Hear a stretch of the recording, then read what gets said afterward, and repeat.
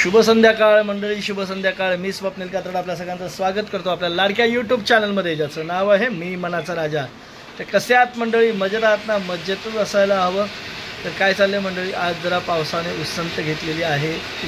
येत होता सकाळी, मधून असं येत होता, पण काय असं भिजलो वगैरे असं काय नाही. आणि असा होता जो म्हणजे स्लो पाऊस, भरमसाठ वगैरे असा नव्हता. ऑरेंज अलर्ट नक्कीच डिक्लेअर केला होता. आणि मुंबई सोडून बाकीच्या भागांमध्ये शाळांना सुट्ट्या होत्या, पण मुंबईमध्ये शाळा चालू होत्या आणि पूर्ण सुखरूपपणे आज व्यवस्थित शाळा चालल्या. आणि छान वातावरण आहे. 2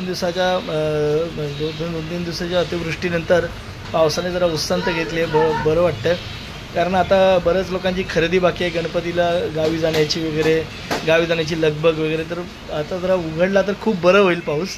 आणि उसंत घेतली तर जसं पाऊस उघडला तसं तुम्हाला मागे माहिती आहे, आपण मंडळी मुलुंड तहसीलदार ऑफिसमध्ये एक ॲप्लिकेशन दिलं होतं रहिवासी दाखल्याचं. तर रहिवासी दाखले आपले आले होते. त्यानंतर रहिवासी दाखले आणायला गेलो त्या दिवशी आपलं दुसरं पण ॲप्लिकेशन दिलं डोमिसाईल सर्टिफिकेटसाठी, वास्तव्याच्या दाखल्यासाठी.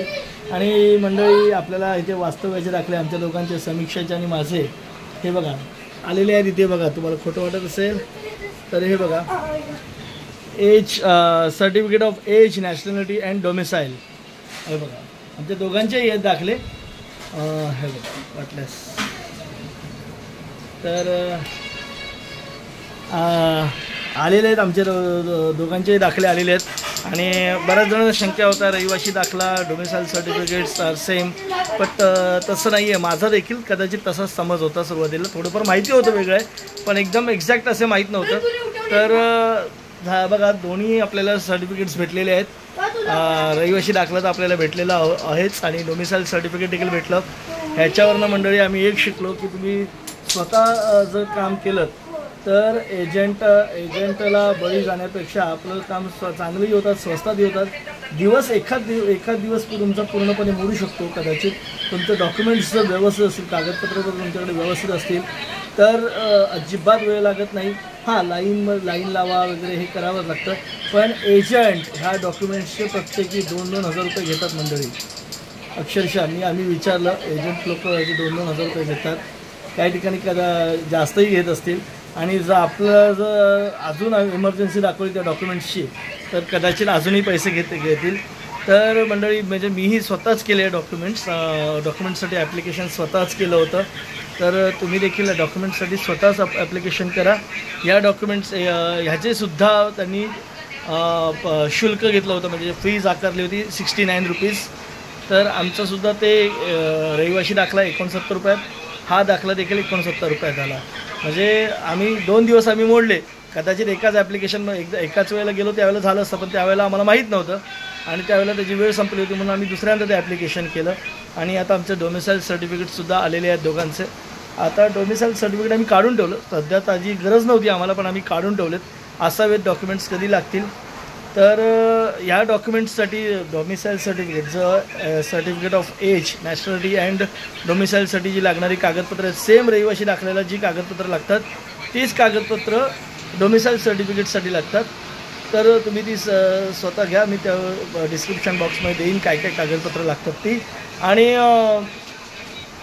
त्याचा तुम्ही पाठपुरावा करा काय नाही, मला वाटतं 8-10 दिवसात येतं. आम्हाला देखील 10 दिवसात भेटलेलं आहे हे डॉक्युमेंट. आणि मस्त आता बरं वाटतं आहे. कारण बरं वाटतं ह्याच कारणासाठी आपण स्वतः जेव्हा ह्याच्यासाठी धडपड करतो आणि ते डॉक्युमेंट आपल्याला भेटतं तर खूप छान मला वाटतं. आज समीक्षाच गेली होती, मी नव्हतो गेलो मुलुंडला. तर ती गेली आणि सर्टिफिकेट आपल्याला भेटलेलं आहे. हेच तुम्हाला सांगायचं होतं. मी तुम्हाला मागे बोललो होतो, मी जेव्हा माझं हातात डॉक्युमेंट्स येईल तेव्हा मी त्या बाबतीत बोलेन. ज्यावेळेला रहिवासी दाखला आला होता त्यावेळेला देखील तुम्हाला दाखवला होता, आणि डोमिसाईल सर्टिफिकेट आलं त्यावेळेलाही दाखवलं. तर बऱ्याच जणांना आपल्यापैकी सबस्क्रायबर परिवारपैकी कुणाला शंका असेल की रहिवासी दाखला आणि डोमिसाईल सर्टिफिकेट एकच आहे. तर तसं नाही मंडळी. रहिवासी दाखला आणि डोमिसाईल सर्टिफिकेट म्हणजे डिफरंट, दोन्हीही वेगवेगळे डॉक्युमेंट्स आहेत. मी तुम्हाला पुन्हा एकदा एक्सप्लेन करतो. रहिवासी दाखला हा आपण त्या राज्यात त्या ठिकाणी केलेलं जे वास्तव्य आहे, रहिवासी आपण किती काळापासून राहतो हा दाखला आहे. आणि डोमिसाईल म्हणजे आपलं ओरिजिन, स्टेट कुठला आहे, जन्माचं स्टेट कुठलं आहे, राज्य कुठलं आहे, जागा कुठली आहे, त्याचा दाखला. आता मी तुम्हाला पुन्हा एकदा उदाहरण देतो. समजा मी आता इथं राहतोय, मी माझं ओरिजिन देखील महाराष्ट्रातलं आहे आणि मला माझं वास्तव्य देखील महाराष्ट्रातच आहे. तर मला डोमिसाईल सर्टिफिकेट म्हणजे जो वास्तव्याचा रहिवासी दाखला पण भेटेल आणि डोमिसाईल सर्टिफिकेट पण भेटेल. पण मी हेच जर दुसऱ्या राज्यात गेलो, समजा उत्तर प्रदेशमध्ये गेलो, तर मला तिथे काही काळ वास्तव्य केल्यानंतर तिथलं रहिवासी दाखला भेटेल. पण मला वास्तव्याचा दाखला डोमिसाईल सर्टिफिकेट हे भेटणार नाही. डोमिसाईल सर्टिफिकेट हे मला महाराष्ट्रातूनच भेटेल, कारण मूळ माझं हे महाराष्ट्र आहे. तर हे दोन्ही सर्टिफिकेट्स डिफरंट आहेत. दोघांना लागणारी कागदपत्रं आहेत ही सेम आहेत, इक्वली मोस्ट आहेत.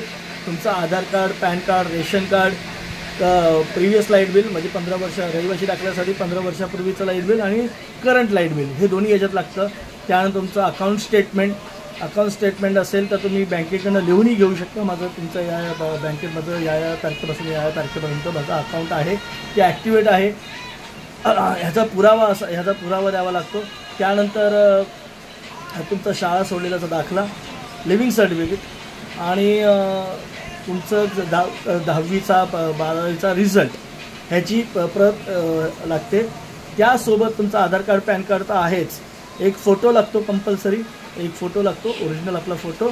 आणि हे डॉक्युमेंट सबमिट करताना दोन्ही ओरिजिनलचा बंच घेऊन जा. त्या ओरिजिनल म्हणजे जे ओरिजिनल डॉक्युमेंट्स आहेत त्याचं झेरॉक्स घेऊन जा.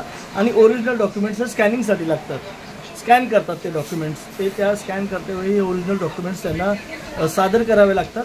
आणि त्याच्यानंतर महिला असतील तर महिलांचं म्हणजे लग्न झालेली महिला असं समीक्षेच्या बाबतीत मॅरेज सर्टिफिकेट लागलं. काही ठिकाणी गॅजेट सर्टिफिकेट लागतं. मॅरेज सर्टिफिकेट असेल तर गॅजेट सर्टिफिकेटची आवश्यकता लागत नाही. तर इतके डॉक्युमेंट्स लागलेत मंडळी. तर हेच सांगायचं होतं.